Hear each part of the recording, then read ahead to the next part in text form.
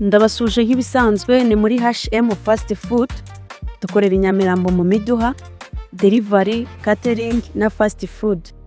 Uyu munsi tugiye kurebera hamwe uburyo wakoramo ji nziza iryoshye y'imbuto zigera kuri 4 zitandukanye. Iyi ji umwana yayinywa, umuntu mukuru yayinywa, ndetse n'umuntu uri mu myaka y'izabukuru yayinywa.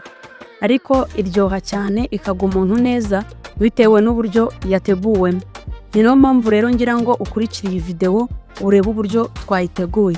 Ni ji y'ikinyomoro, ji y'amaronji, ji y'amatunda na ji y'inanasi. Ikinyomoro ngiki ngizi hano, imbuto z'ikinyomoro, ironji ngiri twanayakase kuko tugiye kuyakuramo umutobe.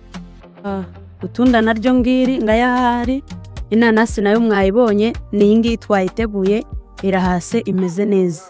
Uyu ni umutobe umuntu anywa akakubwa neza, umunsi we ukagenda neza. Wayinywa mu gitondo, wayinywa ku manywa, wayinywa na nijoro.